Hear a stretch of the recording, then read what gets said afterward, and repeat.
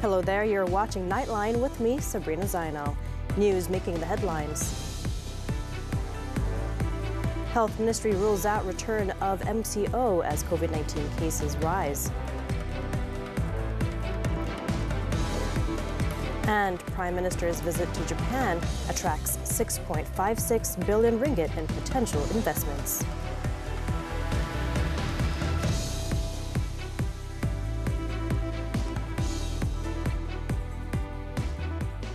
Good morning. Whilst acknowledging the recent spike in COVID-19 cases in Malaysia, the government does not intend to reinstate restrictions such as the Movement Control Order, MCO, at present. Health Minister Dr. Dzulkefly said the situation is still under control and healthcare facilities are not burdened as a result of his ministry's efforts in strengthening the COVID-19 management plan, which outlines 5 main strategies. Malaysia kini sedang menghadapi peningkatan kes COVID-19 yang mendadak. Itu kita akui. KKM berharap agar situasi ini dapat dilalui tanpa perlu mengulangi, saya sebutkan, tanpa perlu mengulangi sekatan seperti Perintah Kawalan Pergerakan PKP yang berlaku pada awal pandemik COVID-19 yang lalu. So kita tak bercakap tentang PKP. So we are all like getting ready for any eventualities, akan apapun keberangkaliannya, we are getting ready. Nothing to be alarmed, jangan terlalu ini sangat, tetapi jangan bermudah-mudah. Kita lakukan semua ini, tindakan 5 strategi ini adalah untuk kita membuatkan kesiapsiagaan kita di tahap yang optimum, tahap yang baik. Dr. Dzulkefly said the 5 main strategies include early detection of COVID-19 and variants, community empowerment through the practice of TRIIS, test, report, isolate, inform and seek treatment, and the digitalization of pandemic management within the health system via the MySejahtera app. He added that his ministry and non-MOH agencies such as teaching hospitals, military hospitals and private facilities are also prepared to face any influx of outpatients and admissions. A total of 20,696 COVID-19 cases were reported during the 50th Epidemiology Week, ME50, from December 10th to December 16th, which is an increase of 62.2% compared to 12,757 cases in ME49. Meanwhile, Health Director General Dr. Muhammad Radzi Abu Hassan said COVID-19 cases in the country were expected to continue rising towards the year end in conjunction with the festive and holiday season. He, however, said the ministry was doing all it could to keep the situation under control. Dalam banyak halnya, dalam kebanyakan apa-apa yang kita pelajar sebelum ini di mana adanya berlaku lonjakan kes, selalunya ianya akan berakhirlah dalam masa 4 hingga 6 minggu ataupun probably depending. So kita berharap dengan langkah-langkah yang kita ada, kita buat sekarang ni, kita akan dapat mengawal dan seterusnya berlaku pengurangan kes lah. He added that an increase in cases towards the year end is also in line with the global trend. He also assured the public that the country's COVID-19 vaccine supply is still sufficient despite the recent spike in cases, adding that those who wish to take booster shots can either book an appointment on the MySejahtera app or walk in at any government health clinic or hospital. Dr. Muhammad Radzi said the current bivalent vaccines that Malaysia has are still effective in combating the coronavirus, but the Health Ministry is also currently in the process of getting monovalent vaccines from pharmaceutical firm Pfizer. Prime Minister Datuk Seri Anwar Ibrahim's working visit to Japan in conjunction with the ASEAN-Japan Commemorative Summit has managed to attract potential investments worth 6.56 billion ringgit. Based on the meetings with parties there, including Japanese Prime Minister Fumio Kishida, Anwar said it is clear that the Malaysia-Japan relations are now seeing a new shift in terms of investment, trade, education and technology cooperations. Earlier on Monday, the Prime Minister attended the Asia Zero Emission Community AZEC Leaders Meeting in Tokyo. AZEC is a collaborative platform aimed at advancing carbon neutrality and energy transition to achieve zero emission targets. Following the meeting, Anwar attended a luncheon hosted by the Japan Business Federation and the Japan Chamber of Commerce and Industry. This was followed by a tea reception for ASEAN leaders hosted by Emperor Naruhito at the Imperial Palace in Chiyoda, where Anwar was accompanied by his wife, Datuk Seri Dr. Wan Aziza Wan Ismail. Later, during a gathering with the Malaysian diaspora in Japan, Anwar urged that the spirit of unity among Malaysians be intensified. In a media conference with Malaysian media at the conclusion of his working visit, the Prime Minister expressed confidence that Japan will once again make Malaysia its top choice for collaboration in various aspects. Bila saya sebut SME Jepun ini atau IKS Jepun itu bukan kecil. Dia ini syarikat-syarikat yang kalau peringkat di Malaysia itu berskala besar. Dan saya lihat komitmen mereka untuk melabur itu jauh jelas. Termasuk Rome di Kota Baru. Ya. Saya bagi jaminan kepada mereka prasarana akan diperbaiki dan menggalakkan mereka untuk mengembangkan, menambah pelaburan secara besar. Moreover, Japan is also committed to enhancing strategic cooperation, which had previously been put on hold. Saya ingat diplomasi durian itu berjaya. Umpamanya di sini, you tengok liputan media sangat positif. Dan tadi semasa saya semalam tentu dengan saya simbol dengan Nikkei, tapi tadi dengan beberapa syarikat sebelah saya tadi itu, dia kata setakat yang dia pantau liputan media Jepun mengenai Malaysia dalam beberapa bulan yang lalu ini, yang positif news itu sangat baik yang belum pernah dia lihat sebelum ini.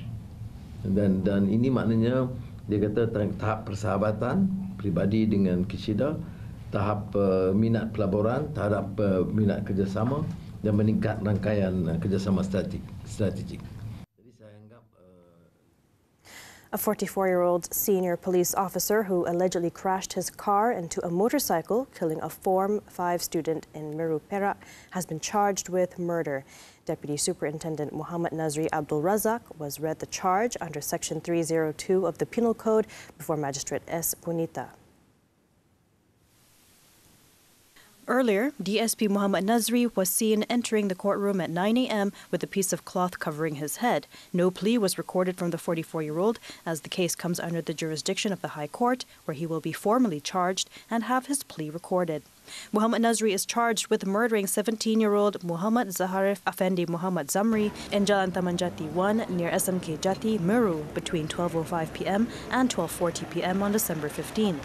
He is charged under Section 302 of the Penal Code, which is punishable with death or imprisonment for between 30 and 40 years, with not less than 12 strokes if found guilty. The court set February 7th next year for mention, pending results of the chemical reports. Nazri had been arrested on Friday, hours after Zaharif was killed, and videos of the incident having been widely shared on social media. Meanwhile, police have denied that special treatment was accorded to the senior police officer who was charged with the murder of a Form 5 male student last Friday. Perak Deputy Police Chief Dato' Azizi Mat Aris said the tight cordon that was conducted was a normal procedure usually carried out whenever an accused was brought to court to be charged. Kita membuat kawalan di mahkamah tadi itu adalah bagi menjaga keamanan, ketenteraman di kawasan mahkamah. Jadi tidak ada isu double standard lah, ya. Jadi seperti mana yang kita tahu bahawa layanan yang diberi sama seperti mana pesalah-pesalah yang lain.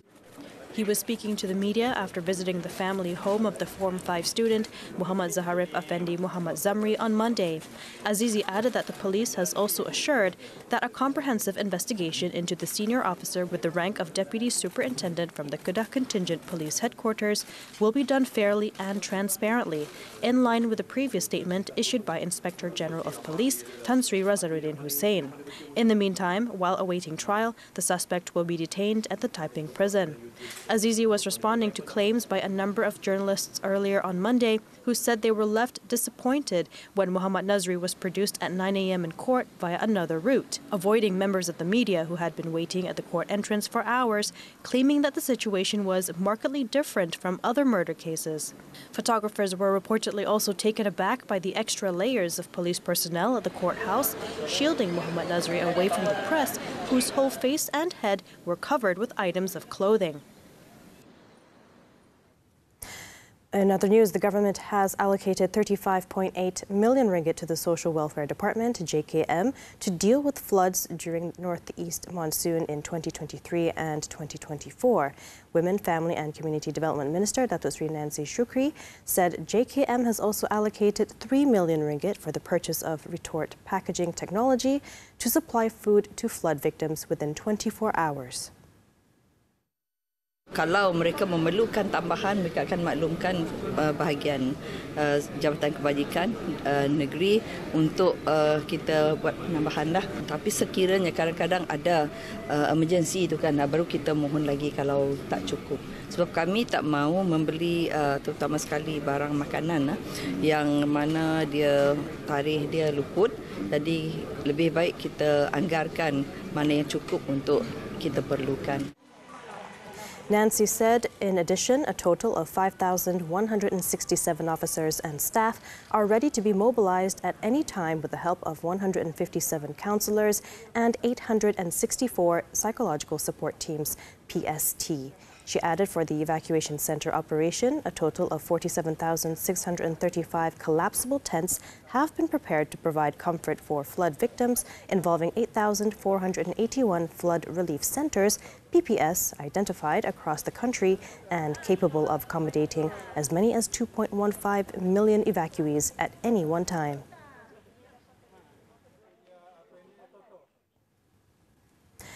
Veteran singer Dato' M. Dzulkefly died at the Teluk Intan Hospital at 4:40 p.m. on Monday. His grandson, Hasnur Ikram, announced the news of the 85-year-old singer's passing through his social media account. Now, the singer had been suffering from multiple health issues, including diabetes and heart conditions. In May, he was hospitalized after complaining of difficulty breathing. His remains will be buried at the Sungai Balah Baroh Muslim Cemetery in Bagan Datuk after Zuhur prayers on Tuesday. Known as Malaysia's Raja Gelek, M. Dzulkefly has given fans many hits, among them Cek Mek Molek, Gila Judi and Anakku Yang Pertama.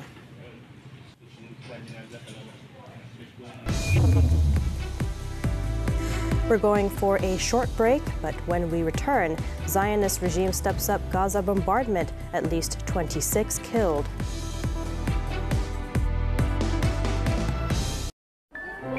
Jangan pandang ringan dan mudah. Anggap batuk awak ini serius. Woods ubat batuk dengan rasa pudina. Memberi sensasi kelegaan di kerongkong. Berkesan melegakan batuk. Woods ubat batuk yang saya percaya. Malam masih muda guys. 20 Disember ini jom kita healing dengan Sizer. Flow 88.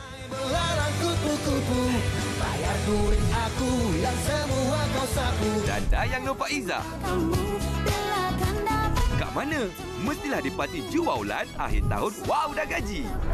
Nantikan 20 Disember secara langsung jam 9 malam hanya di TV3. Cuti sekolah kembali. Jom kita main tanah liat. Dan masa yang paling sesuai, kita ketahui cara-cara untuk menjaga anak-anak kita untuk proses berkhatan. Cuti juga jalan-jalan, tapi privasi jangan dilupakan. Pasang CCTV dan dashcam di kereta anda untuk membantu siasatan jenayah. Soal wang, ini tentang ceti moden ataupun tawaran angsuran bulanan yang menjadi perangkap kalau kita tak mengetahuinya. Isnin hingga Jumaat, 9.30 pagi, hanya di TV3. Juga stream HD secara langsung di aplikasi Tonton. Ada drama baru lah kat Facebook. Nak download lah tu. Ingat jangan download ataupun share laman web cetak rompak. Jangan.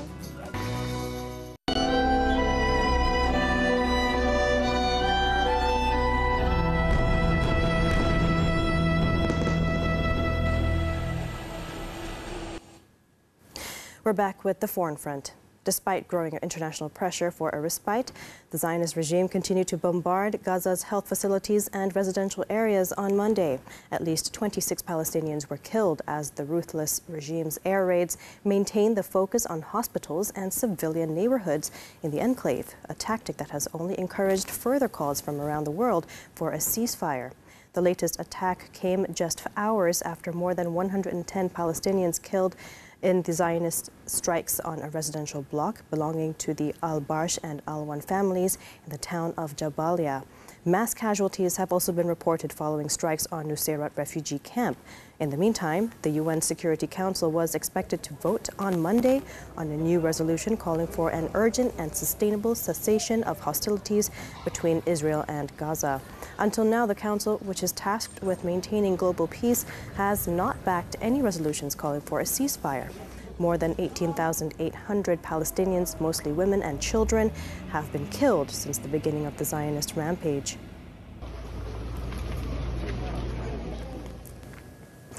Back home, the Yang di-Pertuan Agong Al-Sultan Abdullah Ri Ayatuddin Al-Mustafa Billah Shah on Monday witnessed preparations for Malaysia's third delivery of the Ops Ihsan humanitarian aid for the Palestinian people at the Kuala Lumpur International Airport, KLIA cargo terminal. Al-Sultan Abdullah, who was accompanied by Deputy Prime Minister Datuk Sri Ahmad Zahid Hamidi, spent about an hour inspecting the items kept at the terminal's warehouse and those loaded onto the specially chartered cargo aircraft.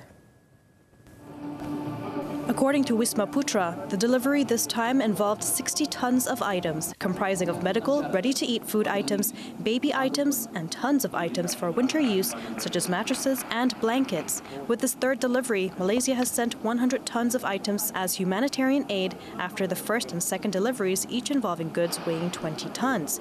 The special aircraft is expected to leave KLIA on Tuesday morning and land at the Al Arish military airport in Egypt on the same day. The aid will be handed over to the Egyptian Red Crescent Society to be channeled to Palestinians in Gaza.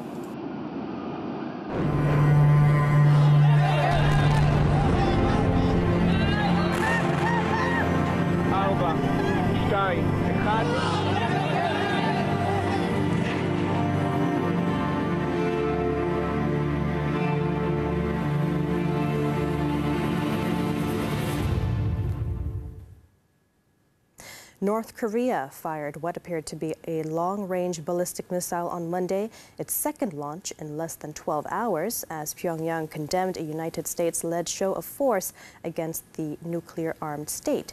According to South Korea, the missile was fired towards the sea off the northeast coast and flew about 1,000 kilometers, while Japan's Coast Guard said the suspected missile fell into the sea west of Hokkaido about an hour after launch. It was reported that Intercontinental Ballistic Missile, or ICBM, has a potential to travel more than 15,000 kilometers, meaning it can reach anywhere in Japan and the U.S.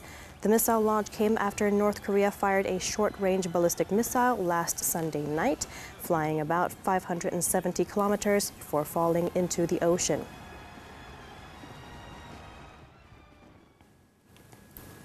Moving on, the trial for Hong Kong media mogul Jimmy Lai began on Monday, launching what is expected to be a protracted legal exhibition, capping several years of imprisonment for the embattled pro-democracy advocate. The trial, which will continue into the new year, sees Lai accused of collusion with foreign forces under a sweeping national security law that Beijing imposed on the finance hub in 2020. The trial will also include a raft of other charges against him, including conspiracy to publish seditious material.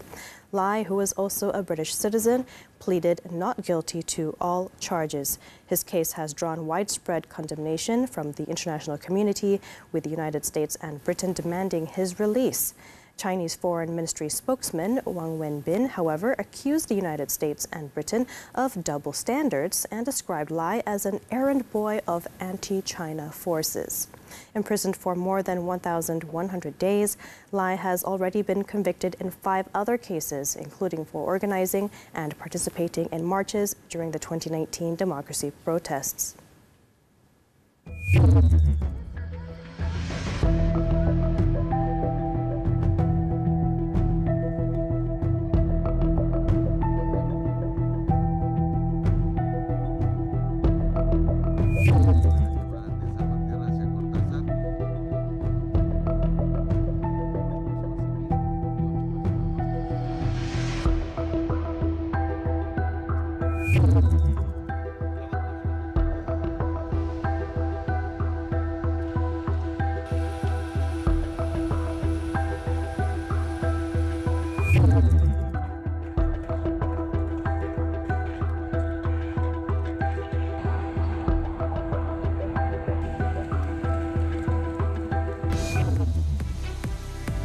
Leverkusen remain unbeaten. Sports after this breather.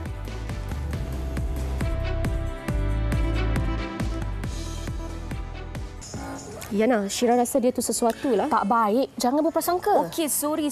Jom Syira belanja makan ikan. Sedapnya ikan bakar, ikan steam limau. Yana, nak jaga anak OKU ni bukan mudah tau. Betul, bukan tanggungjawab ibu bapa je, tapi masyarakat semua kena tahu. Yana, peratusan orang kahwin ni menurun tapi penceraian meningkat. Kenapa jadi macam tu? Sebab itulah kena ambil tahu hal pasangan. Mungkin nanti sejuk hati dia. Semuanya di WHI TV3 dan stream secara HD ditonton.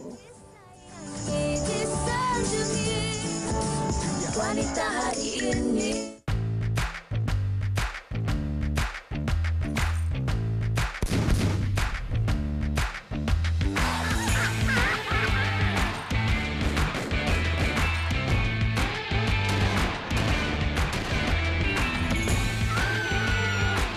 Layan tonton di mana-mana jua dan stream sekarang secara percuma. Tapi langgan lagi layan tau. Dari serendah RM9.90 je. Imbas kod QR untuk langgan tonton sekarang. Open the door. Aktiviti rumah urut dicurigai. Siapa ni? Masuklah untuk yang overnight out call semua tu, yang tu ada. Tempahan dalam talian, taktik elak dikesan. Gambar-gambar ni kan, dia order. Inilah katalog-katalog yang dia boleh pilih lah. Dia link so WeChat, biasanya dia akan order terombo. Saksikan 999 Selasa jam 9 malam di TV3 dan stream secara HD ditonton. Sports football, the German Bundesliga. Victor Boniface scored and helped to set up 2 more goals as Bayer Leverkusen guaranteed top spot with a comfortable 3-0 victory over Eintracht Frankfurt on Sunday. Unbeaten in this season, Xabi Alonso's team broke the deadlock when Boniface threaded a low shot past 2 defenders and keeper Kevin Trapp in the 14th minute, making it 1-0 at halftime.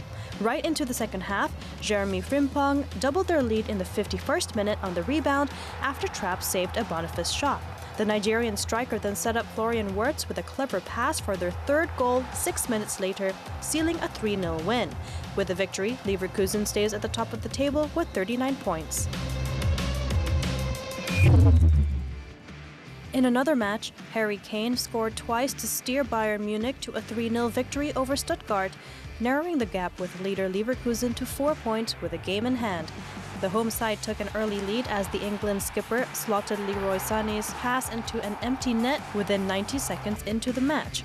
Kane became the quickest player to ever reach 20 goals as he scored the 2nd goal of the match in the 55th minute in just his 14th Bundesliga game.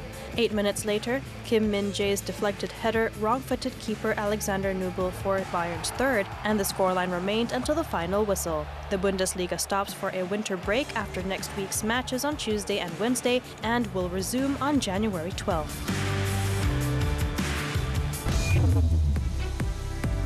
After this breather, drugs worth over 44 million ringgit seized. Don't go away. Wow, dah gaji? Kembali lagi. Lebih banyak produk dan potongan harga hebat. Adakah anda sudah daftar aplikasi WowShop? Muat turun aplikasi WowShop atau layari www.wowshop.com.my. Daftar akaun baru dan isikan butir-butir peribadi anda. Boleh juga daftar melalui Facebook, Google atau akaun Apple. Anda juga boleh nikmati Wow Cashback sehingga 9% untuk setiap pembelian. Tonton Wow dah gaji dan selamat membeli belah. Okay, jangan kecil hati nak abang, please. Kalau you nak I bahagia, you kena jadi milik forever. Maya, ini bukan tempat atau masa yang sesuai. Kalau wife I tahu macam mana? Dah tanya ni, abang ada skandal ke? Jangan nak bandingkan you dengan dia. I love my wife. Kalau macam tu, saya nak request something boleh?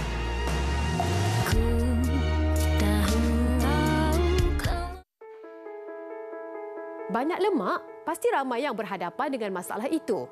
Lemak berlebihan boleh menyebabkan pelbagai masalah kesihatan seperti obesiti dan penyakit jantung. Ada setengah orang yang mudah bakar lemak, ada juga yang sukar. Mengapa perkara ini berlaku? Apa pula perbezaan di antara lemak baik dan lemak jahat? Banyak lemak, perbincangannya dalam Hello Doktor Ahad 5.30 petang di TV3 dan stream juga melalui tonton.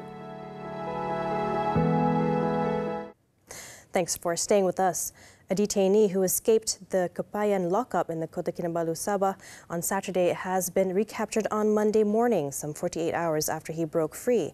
Police tracked down the 33-year-old suspect to a forest reserve in Tuaran based on information shared by members of the public.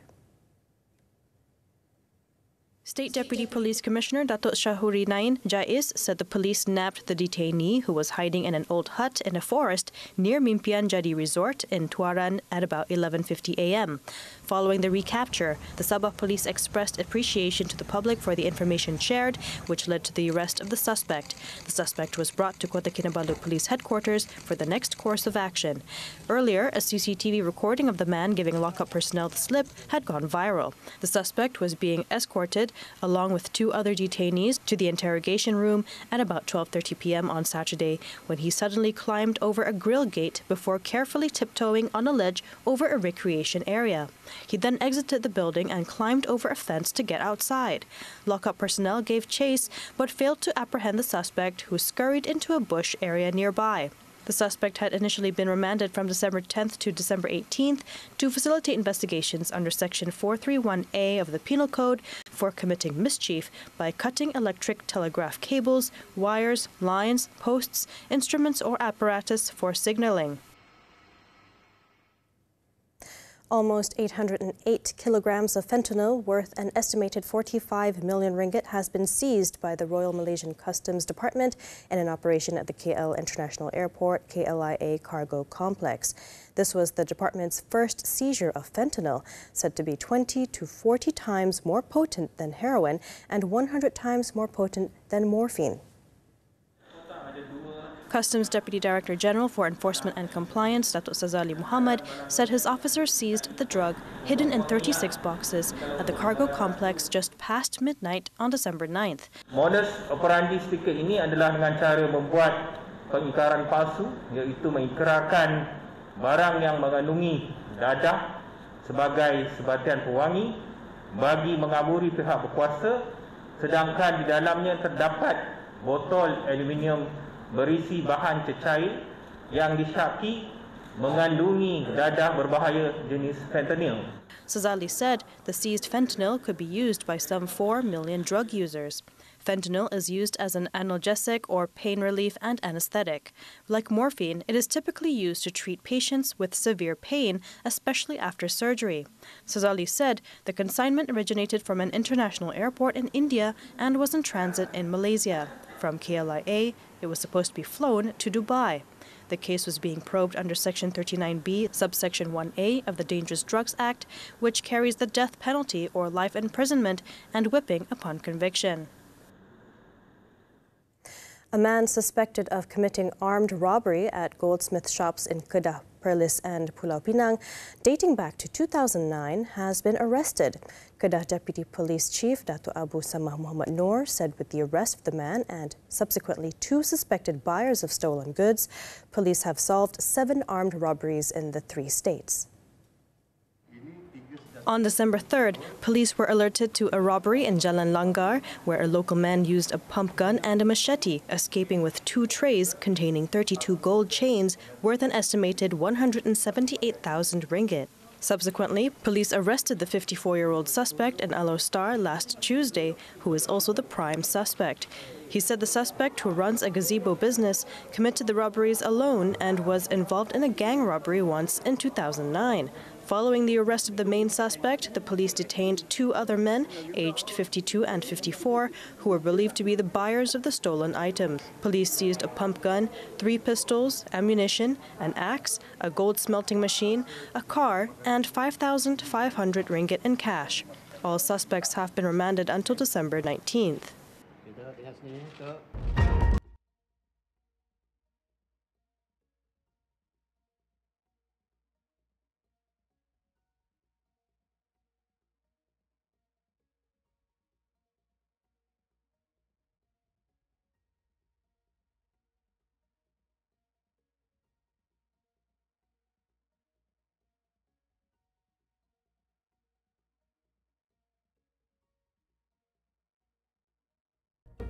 Nightline draws to a close this time around. Let's take a look at the World Match Racing Tour held in Shenzhen, China, where world-class sailors showcase their skills and strategic prowess while battling for the global championship title. With that, I'm Sabrina Zainal. Thank you for watching and stay safe, Malaysia.